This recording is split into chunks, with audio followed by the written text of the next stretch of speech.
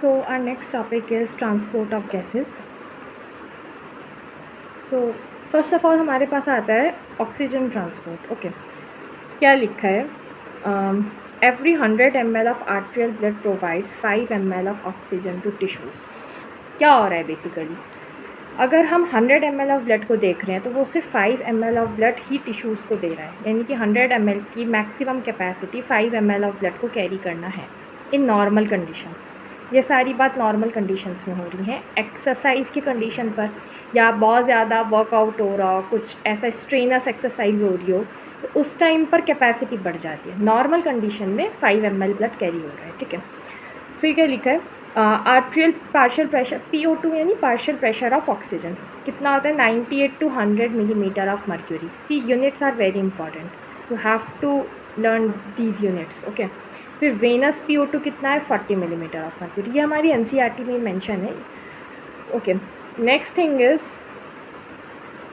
That during exercise venous PO2 decrease as tissue need more oxygen. क्या हो रहा है? देखो, हमारा ब्लड जितना ऑक्सीजन लेकर आ रहा है उसमें से सारा का सारा ऑक्सीजन टिश्यू नहीं ले लेता है, उसका कुछ अमाउंट है जो टिश्यूज़ ले लेते हैं. लेकिन अगर ज़्यादा एक्सरसाइज हो रही हो, है ना, यानी कि बॉडी को ज़्यादा चाहिए, टिश्यूज़ को ज़्यादा ऑक्सीजन चाहिए, तो उस टाइम पर क्या होगा? टिश्यू ज़्यादा ऑक्सीजन लेंगे, तो जो वेनस रिटर्न होगा, यानी कि जो वेन्स जो ब्लड कैरी करके जा रही हैं उसके अंदर पार्शियल प्रेशर ऑफ ऑक्सीजन कम हो जाएगा.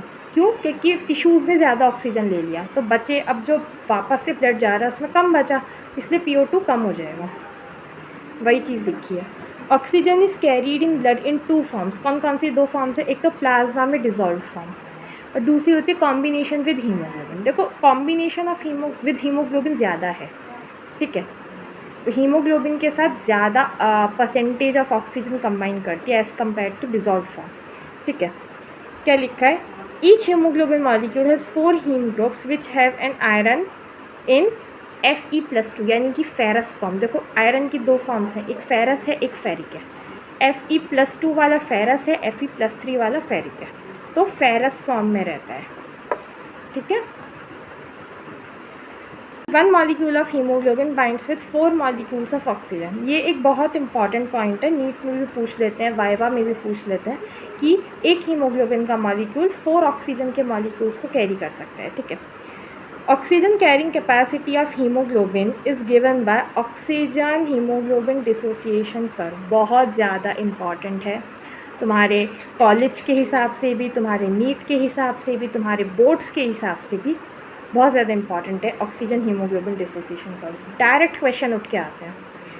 अब ये कर्व कैसा होता है? सिग्मॉइड शेप का.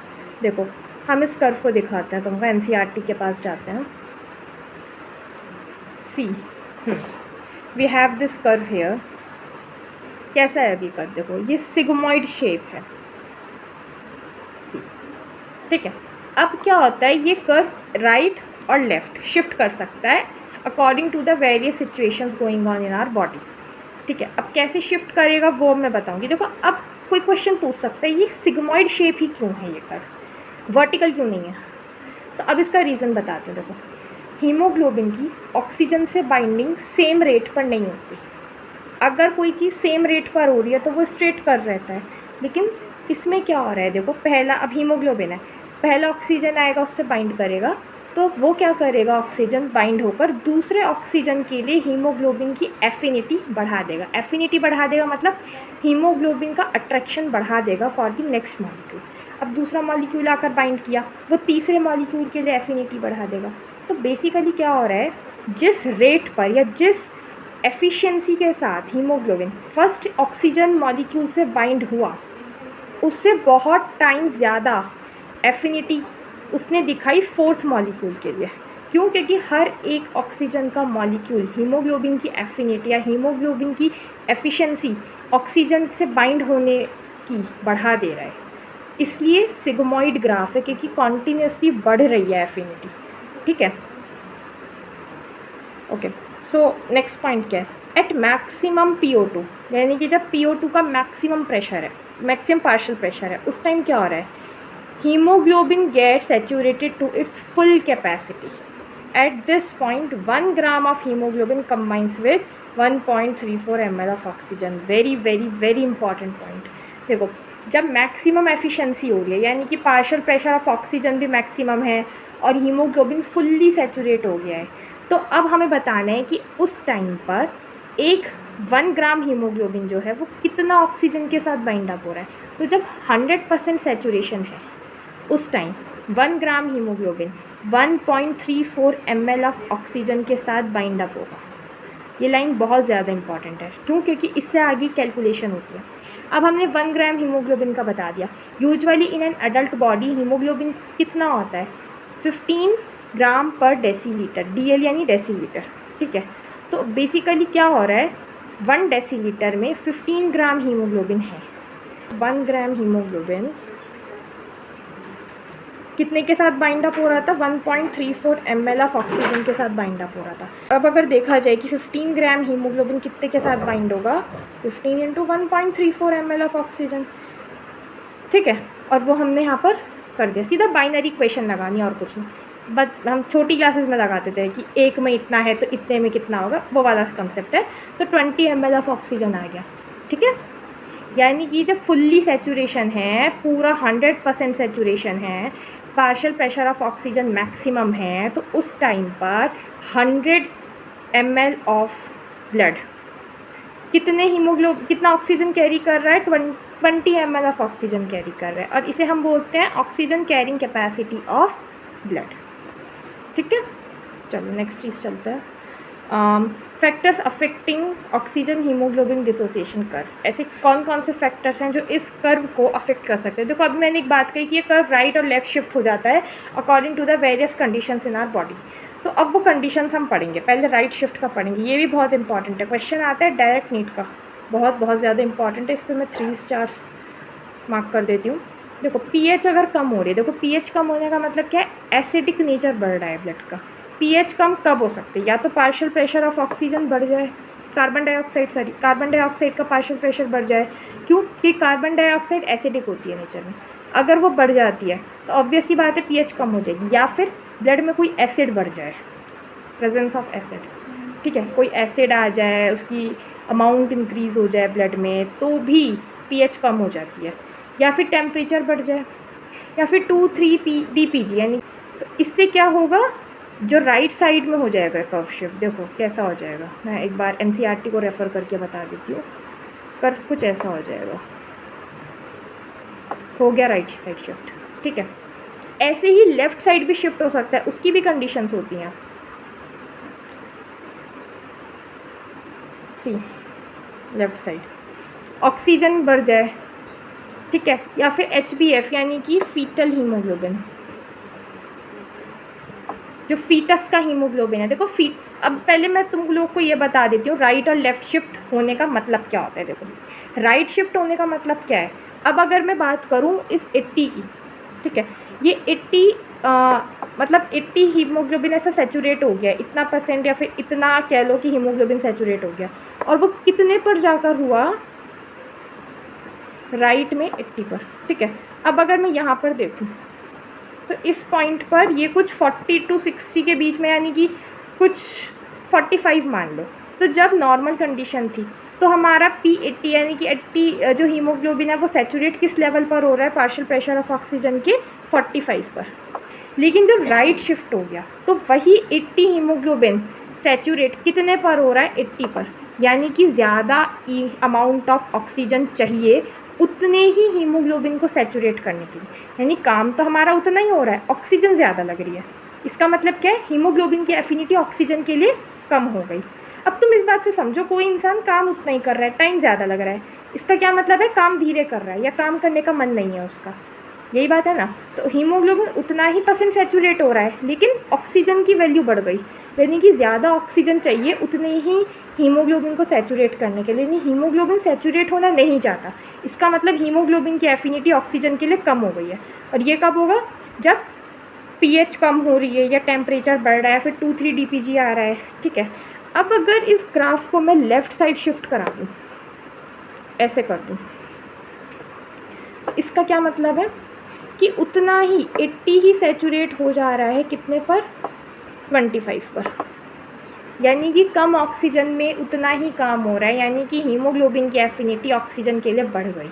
ये कब होता है? जब पार्शियल प्रेशर ऑफ ऑक्सीजन ज़्यादा हो, या जब फीटल का ऐसा फीटस है कोई, उसका हीमोग्लोबिन हो, या फिर मायोग्लोबिन हो। देखो मायोग्लोबिन यानी कि वो हीमोग्लोबिन जो मसल्स का हीमोग्लोबिन है। मसल्स में जो ऑक्सीजन है वो स्टोर होती है, ठीक है। तो इसलिए जो मसल्स में हीमोग्लोबिन की एफिनिटी ऑक्सीजन के लिए बहुत ज़्यादा है। क्यों? क्योंकि वहाँ पर ऑक्सीजन बहुत ज़्यादा है। देखो हीमोग्लोबिन कार्बन डाइऑक्साइड के साथ भी बाइंड कर सकता है, ऑक्सीजन के साथ भी बाइंड कर सकता है। अब अगर हम ऑक्सीजन इस एनवायरनमेंट में हीमोग्लोबिन जहाँ पर ऑक्सीजन ज़्यादा है, तो ऑब्वियस सी बात है कि हीमोग्लोबिन की एफिनिटी ऑक्सीजन के लिए काफ़ी बढ़ जाएगी, ठीक है। वापस नोट्स पे चलते हैं। और अगर टेम्परेचर कम हो जाए, देखो टेम्परेचर जब बढ़ा था तो कर्व राइट साइड शिफ्ट हो गया था, कम हुआ है तो लेफ़्ट साइड शिफ्ट होगा। अब यहाँ पर एक इंपॉर्टेंट इफेक्ट आता है जो हमने अभी स्किप किया था, जिसे हम कहते हैं बोर्स इफेक्ट। सी ये काफ़ी ज़्यादा इंपॉर्टेंट है। बोर्स इफेक्ट में क्या कह रहे हैं कि as the CO2 level increases at tissue, so it diffuses from tissue to blood, causes unloading of oxygen. तुम बस इतना समझो, बोर्स इफेक्ट होता है ऑक्सीजन का अनलोड होना हीमोग्लोबिन से। देखो लंग्स हैं, लंग्स के पास से मतलब ब्लड में जो हीमोग्लोबिन है वो ऑक्सीजन लेकर आ रही है टिश्यूज़ के पास, ठीक है। अब टिश्यूज़ के पास जाकर क्या हो रहा है? टिश्यूज़ में कार्बन डाइऑक्साइड ज़्यादा है। क्यों? क्योंकि अंदर जो ऑक्सीजन दी थी पहले वो यूज़ हो गई, उससे ऑक्सीडेशन ऑफ फूड हो गया, वहाँ से कार्बन डाइऑक्साइड निकल कर आई, तो टिश्यू में कार्बन डाइऑक्साइड अभी ज़्यादा है। और गैस की टेंडेंसी होती है from high pressure to low pressure. अब जहाँ पर ज़्यादा प्रेशर है CO2 का वो है टिश्यूज़, कम प्रेशर किधर है? ब्लड में। तो टिश्यूज़ से ब्लड की तरफ कौन आएगी? CO2। अब CO2 का पार्शियल प्रेशर किधर बढ़ गया? ब्लड में, क्योंकि अभी ब्लड में आई। तो इस वजह से क्या होगा, जो हीमोग्लोबिन है उससे अनलोडिंग हो जाएगी ऑक्सीजन की, यानी हीमोग्लोबिन ऑक्सीजन को छोड़ देगा और CO2 को पकड़ लेगा। तो ये जो अनलोडिंग ऑफ ऑक्सीजन है because of the increase in the partial pressure of CO2 at the tissue level, इसे हम कहते हैं बोर्स इफेक्ट, ठीक है। और बोर्स इफेक्ट कहाँ देखने को मिलता है? टिश्यू लेवल पर, क्योंकि वहीं पर CO2 ज़्यादा है, ठीक है। अब नेक्स्ट चलते हैं। Rate of association of myoglobin for O2 is very fast. Dissociation curve is rectangular hyperbola. See अभी मैंने मायोग्लोबिन के बारे में बताया था कि मायोग्लोबिन में ऑक्सीजन स्टोर रहती है तो आराम से हो जाता है। क्या कह रहे हैं? मायोग्लोबिन में जो हीमोग्लोबिन का रेट ऑफ एसोसिएशन है ऑक्सीजन के साथ वो बहुत ज़्यादा है, क्योंकि बहुत इजीली ऑक्सीजन अवेलेबल है उधर। और डिसोसिएशन कर्व कैसा है? Rectangular hyperbola. सिग्मॉइड भी नहीं है, रेक्टेंगुलर हाइपरबोला है। नेक्स्ट है Bohr's effect do not show at the tissue level. Do not show Bohr's effect cause at tissue level also when PO2 is this. Okay fine। क्या कह रहे हैं? जो मायोग्लोबिन है वो बोर्स इफेक्ट शो नहीं करता। क्यों नहीं करता? देखो बोर्स इफेक्ट क्या कहता है कि कार्बन डाइऑक्साइड का लेवल बढ़ा तो हीमोग्लोबिन से ऑक्सीजन की अनलोडिंग हो गई। लेकिन मायोग्लोबिन में क्या सीन है, वहाँ पर ऑक्सीजन का लेवल इतना ज़्यादा है कि वहाँ पर ऐसा होता ही नहीं है कि कार्बन डाइऑक्साइड का लेवल बढ़ जाए और ऑक्सीजन की अनलोडिंग हो जाए, ठीक है। मतलब बोर्स इफेक्ट हमको मायोग्लोबिन पर देखने नहीं मिलता, ठीक है। बिकॉज जब मसल्स पर या मायोग्लोबिन में partial pressure of oxygen 40 millimetre of mercury भी होता है ना, तब भी हीमोग्लोबिन 95% सेचुरेटेड होता है। तो तुम ये समझ सकते हो कि कितना ज़्यादा एफिनिटी है हीमोग्लोबिन का ऑक्सीजन के लिए मतलब उधर मसल्स वाली साइड, ठीक है। नेक्स्ट हमारे पास आता है सिग्निफिकेंस ऑफ P50। देखो बहुत ज़्यादा इंपॉर्टेंट है ये टॉपिक, एग्ज़ाम के पॉइंट ऑफ व्यू के लिए पूछ लेते हैं बार बार what is the significance of P50। Also NEET में भी आ जाता है क्वेश्चन P50 को लेकर के। क्या कह रहा है? PO2 eight which haemoglobin is 50% और half saturated with normal value is this. Okay, oxygen का वो पार्शियल प्रेशर जिस पर कि हीमोग्लोबिन 50% सेचूरेटेड है, यानी कि 50% हीमोग्लोबिन कौन से पार्शियल प्रेशर ऑफ ऑक्सीजन पर सेचूरेटेड है, उसे हम कहते हैं P50। तो P50 बेसिकली क्या है? ऑक्सीजन का पार्शियल प्रेशर बता रहा है कि ऐसा कौन सा पार्शियल प्रेशर है ऑक्सीजन का जिस पर हीमोग्लोबिन 50% सेचूरेटेड है, ठीक है। नॉर्मली वैल्यू कितनी होती है? 26 मिलीमीटर ऑफ मर्क्यूरी, यानी कि PO2 सिर्फ 26 मिलीमीटर ऑफ मर्क्यूरी भी होगा तो हीमोग्लोबिन 50% सेचूरेट हो जाएगा। और ये नॉर्मल कंडीशंस की बात कर रही हूँ। अब देखो तुमने टेम्परेचर का 37 डिग्री सेल्सियस नहीं रखा जो कि नॉर्मल बॉडी टेम्परेचर है, अगर तुमने उससे बढ़ाया तो ऑब्वियस सी बात है कर्व राइट साइड शिफ्ट हो जाएगा, ये वैल्यू बढ़ जाएगी 26 मिलीमीटर ऑफ मर्क्यूरी, यानी ज़्यादा CO2 चाहिएगी, ज़्यादा ऑक्सीजन चाहिएगी 50% ऑफ हीमोग्लोबिन को सैचुरेट करने के लिए। तो ये नॉर्मल कंडीशंस की बात है कि जब 37 डिग्री सेल्सियस टेम्परेचर हो, 7.4 pH हो ब्लड का और 40 मिलीमीटर मर्क्यूरी पार्शियल प्रेशर हो कार्बन डाइऑक्साइड का, तब की बात हो रही है, ठीक है। नेक्स्ट है हमारे पास haemoglobin affinity for oxygen is an inverse function of P50 value. इसका क्या मतलब है? देखो, इसका ये मतलब है कि P50 की वैल्यू, देखो P50 क्या है? पार्शियल प्रेशर ऑफ ऑक्सीजन ही है। अगर उसकी वैल्यू ज़्यादा है, इसका मतलब क्या है कि ज़्यादा ऑक्सीजन ज़रूरी है 50% हीमोग्लोबिन को सैचुरेट करने के लिए, यानी कि हीमोग्लोबिन इतनी आसानी से सैचुरेट होना नहीं चाहता, यानी कि हीमोग्लोबिन की एफिनिटी ऑक्सीजन के लिए कम है। तो हम क्या लिख सकते हैं कि haemoglobin affinity for oxygen is inversely proportional to the P50 value, ठीक है। इस लाइन का सीधा सीधा मतलब ये है कि अगर P50 वैल्यू बढ़ी तो एफिनिटी कम है, एफिनिटी बढ़ी तो P50 वैल्यू कम है, वही बात है मतलब, ठीक है। अब बात आती है ऑक्सीजन कंजम्पशन। देखो मैंने यहाँ पर ये साइन लगाया हुआ है, इस साइन का मतलब ये है कि ये तुम लोग के नीट के लेवल के लिए बहुत ज़्यादा इंपॉर्टेंट नहीं है, जान लो तो अच्छा है, कॉलेज वालों के लिए ज़्यादा इंपॉर्टेंट है, थोड़ा सा हायर लेवल है। ऑक्सीजन कंजम्पशन का क्या मतलब है कि blood provides 5 ml of oxygen for each 100 ml of blood to tissues, ठीक है। और ये अगर कार्डियक आउटपुट हमारा कितना होता है 5 लीटर पर मिनट, तो बेसिकली ये 250 ml of oxygen is provided to tissues by the blood every minute. क्या मतलब है इसका कि हमारा जो ब्लड है, हर 100 ml of blood 5 ml of oxygen carry करके टिश्यू को पहुंचा रहा है, ठीक है। अब इस 100 ml के हम कितने सेट कर सकते हैं 1 मिनट में? हमारा कार्डियक आउटपुट 5000 ml है पर मिनट। अब अगर हम इसको ये देखें कि कितना 100 ml के सेट बन सकते हैं, तो हमारा कितना आएगा 50, ठीक है। अब अगर हम इस 50 को 5 से मल्टीप्लाई करें, 100 ml कितना 5 ml ऑफ ऑक्सीजन लेकर जा रहा है, ठीक है। तो अब अगर हम देखें कि 100 ml कितना लेकर जाएंगे, तो 50 × 5 that is 250 ml of oxygen. इसका क्या मतलब है कि 1 मिनट में हमारा blood 250 ml of oxygen carry करके लेके जाता है, कहाँ पर? टिश्यूज़ पर। ये हमारा क्या है? ऑक्सीजन कंजम्पशन, ठीक है। अब हम देखते हैं कोफिशिएंट ऑफ ऑक्सीजन यूटिलाइजेशन की किस तरीके से यूटिलाइज हो रहा है। तो देखो, percentage of oxygen utilize out of amount which is made available to tissues. इसका क्या मतलब है कि हमारे टिश्यूज़ ने कितना परसेंट ऑफ ऑक्सीजन यूटिलाइज कर लिया, आउट ऑफ कितना परसेंट उसको दिया गया था। तो देखो हमारे पास एक बहुत ही बढ़िया सा स्वीट सा फॉर्मूला है, छोटा सा। क्या कह रहा है? Oxygen taken by tissues upon arterial oxygen content. देखो टिश्यूज़ को कितना मिला 5, आर्ट्रियल ऑक्सीजन कंटेंट कितना है 19। अब वो 19 कैसे, वो भी बताऊंगी। तो कितना बेसिकली 26% ऑक्सीजन यूज़ हो गई टिश्यूज़ के द्वारा। तो ये क्या था हमारे पास? Coefficient of oxygen utilisation. ये भी इतना इंपॉर्टेंट नहीं है नीट के लिए, ठीक है। नेक्स्ट हमारे पास लाइन देखो एक्सप्लेन करने की आ रही है। Arterial blood is 97% saturated with oxygen when PO2 is 100 millimeter of mercury with oxygen content is of 19 milliliter of per deciliter, 0.3 ml per deciliter in dissolved form and 18.7 ml per deciliter with hemoglobin। क्या कह रहा है? Arterial blood 97% saturate होता है जब PO2 maximum हो। इसका मतलब क्या है? देखो हमने पहले एक लाइन पढ़ी थी कि जब हीमोग्लोबिन 100% सैचुरेट हो जाएगा उस टाइम पर 20 ml ऑफ ऑक्सीजन कैरी कर रहा है, ठीक है।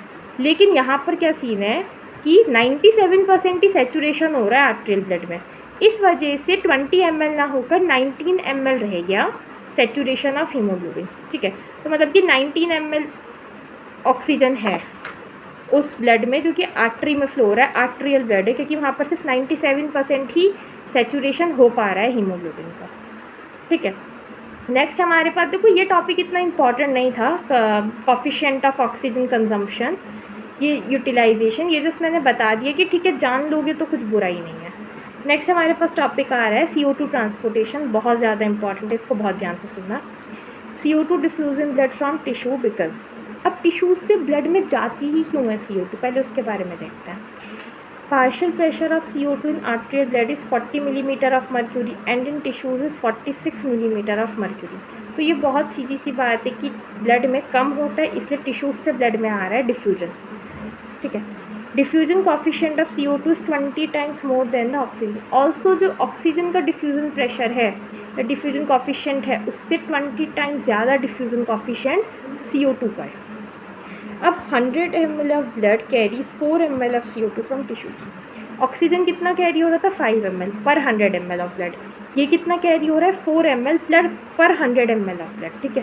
होता है, पहला है हमारा डिजॉल्व फॉर्म जो कि सबसे कम है, फिर है हमारा कार्बामिनो कंपाउंड्स, और उसके बाद हमारे बाइकार्बोनेट कंपाउंड्स जो कि सबसे ज़्यादा है, ठीक है। सबसे पहले हमारे पास आते हैं bicarbonates in RBC, CO2 and H2O। देखो RBC के अंदर हमारे पास कार्बन डाइऑक्साइड भी है और वाटर भी है। कार्बन डाइऑक्साइड कैसे आया, टिश्यूज से डिफ्यूज़ होकर। ये Ca मतलब क्या होता है, कार्बोनिक एनहाइड्रेज। देखो हमारे RBC में एक एंजाइम है जिसका नाम क्या है, कार्बोनिक एनहाइड्रेज। वो क्या कर रहा है, इस CO2 और H2O को कंबाइन करके बना रहा है H2CO3, और इस पर दोबारा से एक्ट कर रहा है कार्बोनिक एनहाइड्रेज और इसको तोड़ दे रहा है, स्प्लिट कर दे रहा है, किसमें, H+ और HCO3- में। अब क्या होता है, ये रिवर्सिबल रिएक्शन होती है। तो अब ये क्वेश्चन आ सकता है कि ये रिएक्शन उल्टी क्यों नहीं जाती, बैकवर्ड क्यों नहीं होती। तो ये क्यों नहीं होती, क्योंकि इसका वन ऑफ द रिएक्टेंट जो है, जो कि H+ है, वो कंज्यूम कर लिया जाता है बाय हीमोग्लोबिन, ठीक है, taken up by hemoglobin rapidly to avoid reaction in opposite direction, इसलिए एक ही डायरेक्शन में बहती चलती रहती है।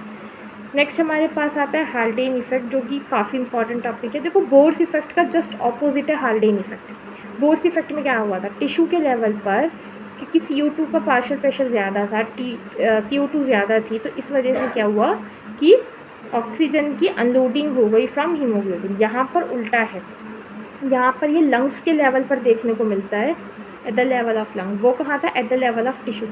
और यहाँ पर क्या होगा, hemoglobin is oxygenated, CO2 dissociation curve shifts to right, that is blood starts to unloading CO2। अब लंग्स के लेवल पर ऑक्सीजन ज़्यादा है, तो हीमोग्लोबिन जो है वो CO2 को छोड़ के ऑक्सीजन के पास चला जाएगा वापस, और इससे क्या होगा, ब्लड CO2 को अनलोड करना स्टार्ट कर देगा। इसे ही हम कहते हैं हाल्डेन इफेक्ट। नेक्स्ट हमारे पास वो टॉपिक हैं जो कि अफेक्ट करते हैं CO2 डिसोसिएशन कर्व को, जैसे कि PO2 कम हो गया, टेम्परेचर ज़्यादा हो गया, PCO2 ज़्यादा हो गया, या फिर pH कम हो गया। ये सारे के सारे लेफ़्ट शिफ्ट को सपोर्ट कर रहे हैं, यानी कि they are increasing the affinity of hemoglobin for CO2, ठीक है। नेक्स्ट हमारे पास एक टॉपिक आता है, लास्ट टॉपिक है ट्रांसपोर्ट ऑफ गैसेस का, क्लोराइड शिफ्ट और हैम्बर्गर फिनोमिनन। सी नीट मतलब NCERT में इसका इतना ज़्यादा जिक्र नहीं दिया हुआ है, बट ये एक इम्पॉर्टेंट टॉपिक है, तो आई थिंक कि मेंशन कर देना चाहिए, तो इससे मैंने इस पर मार्क भी लगाया हुआ है।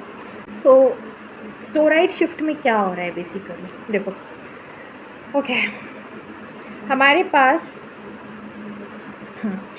पास ये थोड़े से टिश्यूज़ हैं, ठीक है। अब इस टिश्यू से क्या हो रहा है, CO2 बाहर आ रही है बाय डिफ्यूजन, तो हम यहाँ पे लिख देते हैं डिफ्यूजन। और ऐसा क्यों हो रहा है, क्योंकि CO2 टिश्यूज़ के अंदर बन रही है बाय मेटाबॉलिज्म, क्योंकि टिश्यूज़ के अंदर तो मेटाबॉलिज्म चल रहा है ना, उससे हमारा एंड प्रोडक्ट होता है एक CO2, तो वो बाहर आ रही है बाय डिफ्यूजन। क्यों आ रही है, क्योंकि CO2 यहाँ पर ज़्यादा हो गई, ब्लड में कम है, तो इस वजह से बाहर आ रही है बाय डिफ्यूजन। अब हमारे पास ये बड़ी सी एक RBC है, ठीक है। अब इसके अंदर टिश्यू एंटर, वो CO2 एंटर हुआ, ये रहा CO2, ये रहा CO2, ठीक है। CO2 अब एंटर होकर क्या कर रहा है, वाटर के साथ बाइंड अप कर रहा है in the presence of Ca, यानी कार्बोनिक एनहाइड्रेज एंजाइम। ये आरबीसी में बहुत ज़्यादा होता है, लाइक एबंडेंट होता है, तो कोई दिक्कत नहीं है। और क्या बना रहा है, H2CO3। अब ये H2CO3 वापस से Ca यानी कि कार्बोनिक एनहाइड्रेस की प्रेजेंस में क्या बना रहा है, H+ और HCO3-। ठीक है, अब क्या होता है देखो, ये मैंने पहले ही बताया था, ये एक रिवर्सिबल रिएक्शन है। ये वापस से H2CO3 में चेंज हो सकती है with the help of carbonic anhydrase only. तो क्या हो रहा है, ये H+ जो होता है ये कौन ले लेता है, हीमोग्लोबिन। ठीक है, इस वजह से क्या हो रहा है कि ये रिएक्शन वापस से रिवर्स में नहीं जा रही। ठीक है, कोई दिक्कत नहीं है। अब इस HCO3- का क्या होता है, ये HCO3- डिफ्यूज़ होकर बाहर चला जाता है इन द प्लाज्मा, क्योंकि ये प्लाज्मा से जाएगा। अब क्या हो रहा है देखो, कहीं भी इलेक्ट्रिकल न्यूट्रलिटी बनाना बहुत ज़रूरी है। अब हमारी आरबीसी में से एक नेगेटिव चार्ज आयन बाहर गया, तो आरबीसी पे नेगेटिव चार्ज आयन की कमी हो गई, तो पॉजिटिव चार्ज ज़्यादा हो गया। ऊपर से ये जो H+ है ये भी वो हीमोग्लोबिन ले रहा है, तो इस पर क्या हो गया, पॉजिटिव चार्ज ज़्यादा हो गया। ठीक है, तो इस वजह से क्या होगा, बैलेंस आउट करने के लिए प्लाज्मा में से Cl- यानी कि क्लोराइड आयन ये आरबीसी के अंदर डिफ्यूज़ हो जाएगा। क्या हुआ, दोबारा से देखते हैं। टिश्यू है, टिश्यू के अंदर से हमारा CO2 निकल के बाहर आया इन द ब्लड में आरबीसी में कार्बोनिक एनहाइड्रेस बहुत ज़्यादा होता है, तो CO2 H2O से मिलकर क्या बनाया, H2CO3। कार्बोनिक एनहाइड्रेस की प्रेजेंस में H2CO3 वापस से इसी एंजाइम की प्रेजेंस में बना रहे हैं H+ और HCO3-। ये H+ अब ले लिया गया बाय हीमोग्लोबिन, क्यों, जिससे कि ये रिएक्शन वापस से रिवर्स में ना जाए। ठीक है, और उसके बाद क्या हुआ, जो HCO3- है वो डिफ्यूज़ आउट हुआ from the RBC into the plasma. ठीक है, अब आरबीसी की क्या कंडीशन है, एक तो उसने नेगेटिव आयन को बाहर भेज दिया और पॉजिटिव और ले लिए अपने अंदर, तो इस वजह से क्या हुआ, न्यूट्रलिटी नहीं रही। तो उस न्यूट्रलिटी को रीस्टोर करने के लिए प्लाज्मा के अंदर से क्लोराइड आयन जो कि नेगेटिव आयन है वो आरबीसी के अंदर डिफ्यूज़ हो जाते हैं। इस क्लोराइड आयन के शिफ्ट को from the plasma to RBC to maintain the electrical neutrality of the RBC, इसको हम बोलते हैं क्लोराइड शिफ्ट। क्या कहा है, abundant HCO3 in RBC start to diffuse in plasma। ठीक है, अराउंड 70% डिफ्यूज़ हो जाते हैं इनटू दी प्लाज्मा। अब ऊपर क्या लिखा था, to maintain the electrical neutrality chloride and quickly diffuse in RBC from the plasma. Electrical neutrality को मेंटेन करने के लिए क्लोराइड आयन प्लाज्मा से आरबीसी में चला जाता है। इस शिफ्ट को, ये जो डिफ्यूजन हुआ है, ये जो शिफ्ट हुआ है क्लोराइड आयन का, इसी को हम बोलते हैं क्लोराइड शिफ्ट या फिर हैम्बर्गर फिनोमेनन। ठीक है, अब ये टिश्यू के लेवल पर था, अब देखो क्या होता है लंग्स के लेवल पर। लंग्स के लेवल पर वापस से ये HCO3 आरबीसी के अंदर आता है और H+ से कंबाइन होता है। वो H+ कौन से हैं, जो हीमोग्लोबिन ने पहले ले लिए थे जिससे कि रिवर्स रिएक्शन ना हो जाए, तो इससे कंबाइन होकर कार्बोनिक एनहाइड्रेस की प्रेजेंस में क्या बनाता है, H2O और CO2, और ये CO2 फिर बाहर डिफ्यूज़ आउट हो जाती है ऑक्सीजन से एक्सचेंज होने के लिए, क्योंकि लंग्स पर बेसिकली वही तो करना है, ब्लड से CO2 लेना है और ब्लड को O2 देना है। और जब ये HCO3 आरबीसी के अंदर आया तो वापस से इलेक्ट्रिकल न्यूट्रलिटी रीस्टोर होने के लिए क्लोराइड आयन बाहर चलेगा। देखो कोई नेगेटिव अंदर आएगा तो अंदर से कोई नेगेटिव भी बाहर जाएगा। ठीक है, ये लंग्स के लेवल पर हो रहा है। टिश्यू के लेवल पर क्या हुआ था, अंदर से कोई नेगेटिव बाहर गया था तो बाहर से कोई नेगेटिव अंदर भी आया था। तो इस शिफ्ट को हम रिवर्स क्लोराइड शिफ्ट बोल देते हैं कि क्लोराइड शिफ्ट का रिवर्स हो गया और ये CO2 जो है वो आउट ऑफ द लंग्स चली जाती है। अब तुम्हारा ये क्वेश्चन हो सकता है कि HCO3 को ज़रूरत ही क्या थी आरबीसी के अंदर आने की।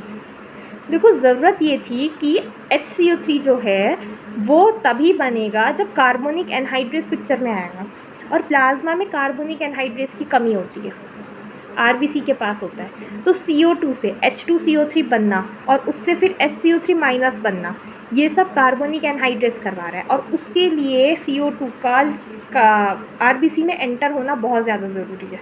प्लाज्मा में नहीं हो सकता है ये सब। ठीक है, तो यहाँ हमारा ट्रांसपोर्ट पूरा ख़त्म होता है। एक बार हम इसका NCERT वर्जन देख लेते हैं, ज़्यादा कुछ नहीं है NCERT में, हमने कवर कर ही लिया है सब कुछ। ओके सी यहाँ से स्टार्ट है ये एक्सचेंज ऑफ गैसेस, उससे ऊपर का हम देख चुके हैं पहली वीडियो में।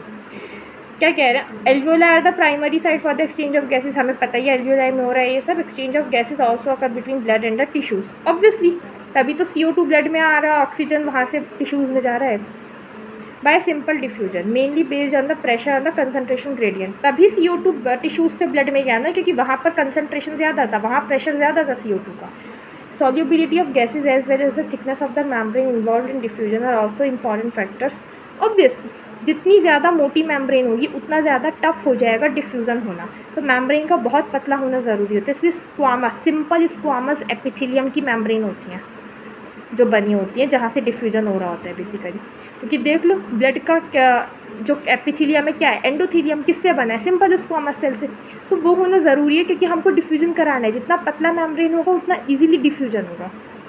Pressure contributed by individual gas in the mixture of gases is called partial pressure, हमने ये चीज़ सीखी ली है ना। It is presented by PO2 for oxygen, PO2 for oxygen and PCO2 for carbon dioxide, simple. Partial pressures of these gases, ठीक है, ये हमारे पास table है उसमें दिया हुआ है। क्या कह रहे हैं कि जो पार्शियल प्रेशर है, ये पार्शियल प्रेशर ये mm ऑफ मर्क्यूरी में है, यूनिट्स में लिख देती हूँ, ठीक है। ये अलग अलग जगहों पर लिखा हुआ है, इसको याद कर लेना, ये डेटा इंपॉर्टेंट है, ये डायरेक्ट क्वेश्चन आ जाते हैं नीट मोड के। यहाँ पे मैं लिख दे रही हूँ नीट।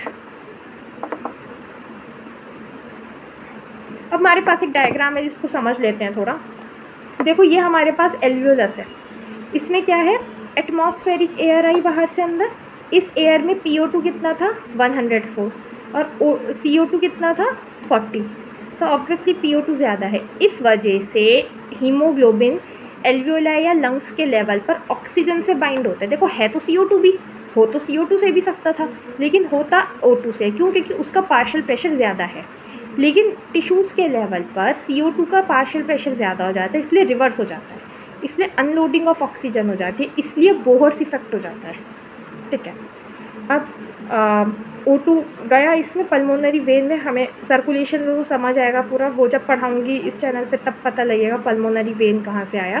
बेसिकली ये भी इतना समझ लो, O2 गया ब्लड में और ब्लड से CO2 O2 उसमें आया एल्वियोलाई में, ठीक है। ये फिर बॉडी में गया पूरा, हमारे टिश्यूज़ पर गया O2, फिर ब्लड से कहाँ गई टिश्यूज़ में, और CO2 टिश्यूज़ से किधर गई ब्लड में, और फिर ये वापस से ब्लड के थ्रू घूम के वापस से हमारे एल्वियोलाई में चला गया और फिर वहाँ से एटमॉस्फेरिक एयर में चला गया, ठीक है। ये हमारा पूरा क्या था, ट्रांसपोर्टेशन मैकेनिज़्म, ठीक है, कैसे ट्रांसपोर्ट हो रहा है। अब देखो क्या कह रहे हैं, similarly a gradient is present for CO2 in the opposite direction, that is from the tissues to the blood and the blood to alveoli. Obviously ये जितना भी डिफ्यूजन हो रहा है सबके सब ग्रेडियंट की वजह से हो रहा है, क्योंकि ग्रेडियंट बना हुआ है, यानी कि डिफरेंस इन द कॉन्सेंट्रेशन और डिफरेंस इन द प्रेशर, ये ग्रेडियंट जो बने हुए हैं इसी वजह से डिफ्यूजन हो पा रहा है, ठीक है। अब सॉल्युबिलिटी CO2 की 20 to 25 टाइम्स ज़्यादा होती है ऑक्सीजन से। The amount of CO2 that can diffuse through the diffusion membrane per unit difference in partial pressure is much higher as compared to oxygen. ये एक फैक्ट की बात है जस्ट कि ऑक्सीजन से कहीं गुना ज़्यादा डिफ्यूजन कैपेसिटी CO2 की होती है। The diffusion membrane is made up of 3 major layer, ये हमने चीज़ पहले ही कवर कर ली है इन रेस्पिरेटरी मेम्ब्रेन, दोबारा बता देती हूँ। 3 मेम्ब्रेन से मिलकर बना है, एक हमारी एल्वियोलाई की मेम्ब्रेन सिंपल स्क्वामस होती है, बीच में ये हमारी येलो कलर की बेसमेंट मेम्ब्रेन है, and here comes our blood की कैपिलरी वॉल, ठीक है। किससे बनी होती है, इसे बोलते क्या है, एंडोथीलियम। किससे बनी होती है, simple squamous cell, flat cell जिसे कहते हैं। ये एक यहाँ पर लाइन है जो बहुत ज़्यादा इम्पॉर्टेंट है, क्या है, total thickness is much less than a millimetre, बहुत ज़्यादा इंपॉर्टेंट लाइन है, पहले भी वीडियो में बता चुकी हूँ, इस लाइन को दोबारा बता देती हूँ। यहाँ से हमारा ट्रांसपोर्ट ऑफ गैसेस वाला टॉपिक शुरू होता है कि blood is a medium of transport of oxygen and CO2, about 97% of oxygen is transported bye RBC in the blood, the remaining 3% of oxygen is carried in a dissolved form through the plasma. 97% of oxygen haemoglobin के साथ combine होकर RBC से जा रही है, और सिर्फ 3% है जो कि प्लाज्मा में डिज़ोल्व फॉर्म में जा रही है, ठीक है। अब nearly 20 to 25% of CO2 is transported by RBCs, where 70% is carried as bicarbonate. Bicarbonate यानी HCO3 माइनस, ठीक है। About 7% is carried in dissolve form through plasma. ये याद कर लेना बहुत इंपॉर्टेंट है कि कौन सी गैस कितनी परसेंट उसका कैसे जा रहा है, फॉर्म ऑफ ट्रांसपोर्टेशन। अब यहाँ पर एक ग्राफ जो हमने बताई दिया है, haemoglobin is a red coloured iron containing pigment present in RBC. Oxygen can bind with hemoglobin in a reversible manner to form oxyhemoglobin. Reversible manner, क्योंकि अगर इरिवर्सिबल होगा तो टिश्यू के लेवल पर जाकर ऑक्सीजन हीमोग्लोबिन से अनलोड कैसे होगी, उसने तो फिर एक इरिवर्सिबल कॉम्प्लेक्स बना दिया ना, वो रिवर्स ही नहीं हो पाएगा फिर। Each hemoglobin molecule can carry a maximum of 4 molecules of oxygen. Binding of oxygen with hemoglobin is primarily related to the partial pressure of oxygen. जितना ज़्यादा ऑक्सीजन का पार्शियल प्रेशर होगा उतनी एफिशिएंट और उतनी इजी बाइंडिंग होगी hemoglobin के साथ। Partial pressure of CO2, hydrogen ion concentration and temperature, other factor which can interfere with this binding. ये मैंने बता ही दिया, these are the factors affecting O2 hemoglobin curve.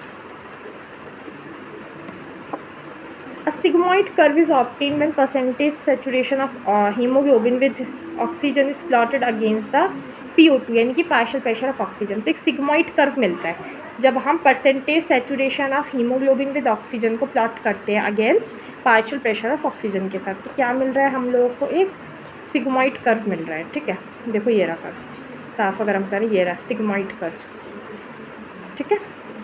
This curve is called oxygen dissociation curve and is highly useful in studying the effect of okay. हमने इन सब के effect तो पढ़ ही लिए, किसका क्या इफेक्ट रहता है। In alveoli where there is high PO2, low PCO2, lesser H+ concentration यानी कि pH भी ज़्यादा है और लोअर टेम्परेचर है, तो factors are all favourable for the formation of oxy hemoglobin. लेकिन टिश्यूज़ में ऐसा उल्टा हो जाता है बिल्कुल, इसलिए ऑक्सी हीमोग्लोबिन नहीं बन पाता वहाँ पे, इसलिए वहाँ पर अनलोडिंग ऑफ ऑक्सीजन हो जाती है, इसलिए वहाँ पर बोर्स इफेक्ट हो जाता है, ठीक है। This clearly indicates oxygen gets bound to hemoglobin in the lung surface and gets saturated at the tissues. Every 100 ml of oxygenated blood can deliver 5 ml of oxygen to tissues under normal physiological condition. ये देखो याद है मैंने mention करी है video में कि normal physiological condition में ये वैल्यू है, एक्सरसाइज के टाइम पर बढ़ सकती है, बढ़ ही जाती है। अब ट्रांसपोर्ट ऑफ CO2 देख लेते हैं, छोटा सा टॉपिक है। Oxygen is carried by hemoglobin as carbamino hemoglobin. कोई भी कार्बोक्सी हीमोग्लोबिन नहीं बोलेगा। कार्बोक्सी हीमोग्लोबिन तब बनता है जब हीमोग्लोबिन कार्बन मोनोऑक्साइड के साथ बाइंड अप होता है। CO2 के साथ बाइंड अप होने में क्या बनेगा, कार्बामिनो हीमोग्लोबिन। अबाउट 20 to 25%, ठीक है। The binding is related to the partial pressure of CO2. PO2 is a major factor which could affect this binding. Obviously क्योंकि अगर O2 ज़्यादा हुआ तो ऑक्सी हीमोग्लोबिन बन जाएगा ना, कार्बामिनो क्यों बनेगा। CO2, when CO2 is high and PO2 is low in the tissues, more binding of CO2 occurs, whereas PCO2 is low and O2 is high in the alveoli. Dissociation of CO2 from carbamino hemoglobin takes place, and oxygen, which is bound to hemoglobin from the tissues, is delivered to the alveoli. क्या कह रहे हैं कि जब CO2 का partial pressure ज़्यादा होता है जैसे कि टिश्यूज़ के लेवल पर, तो वो हो जाती है कंबाइन हीमोग्लोबिन के साथ, लेकिन लंग्स के लेवल पर उल्टा होता है, तो इसलिए डिसोसिएशन हो जाता है। RBC contain very high concentration of the enzyme carbonic anhydrase and minute quantities of the same is present in the plasma too. यही रीज़न है कि क्यों हमारे CO2 को RBC में एंटर होना पड़ता है, क्योंकि जो उसका HCO3 बनने का सफ़र है वो कार्बोनिक एनहाइड्रेस के थ्रू होता है और वो RBC में काफ़ी ज़्यादा है। देखो रिएक्शन देखो, रिवर्सिबल रिएक्शन है। CO2 + H2O बना, कार्बोनिक एनहाइड्रेस की प्रेजेंस में H2CO3 बना, वापस से कार्बोनिक एनहाइड्रेस की प्रेजेंस में HCO3- और H+ बन रहा है। At the tissue site where partial pressure of CO2 is high due to catabolism, CO2 diffuses into the blood and forms HCO3- and H+. At this alveolar site where PCO2 is low, the reaction proceeds in the opposite direction leading to the formation of this. See, क्या हो रहा है कि जब PCO2 अब कम हो गया, क्यों? क्योंकि उससे तो हमने बार बार H2CO3 बना लिया और उसको फिर डिसोशिएट करके हमने H+ और HCO3- बना लिया। तो ये इस रिएक्शन की टेंडेंसी होती है बैकवर्ड्स जाने की, और वो कौन प्रिवेंट कर रहा है? हमारा haemoglobin. The CO2 trapped as bicarbonate at the tissue level and transported to the alveoli as released out as CO2. When 100 ml of deoxygenated blood delivers approximately 100 ml of blood 4 ml of CO2 को deliver करता है alveoli पर from the tissues, लेकिन वहाँ पर 5 ml of oxygen को deliver हो रहा था। तो यहाँ पर वही सब चीज़ें जो मैंने ऑलरेडी लेक्चर में समझा दी हैं। हमारा बस एक लास्ट इस पूरे चैप्टर का टॉपिक बचता है।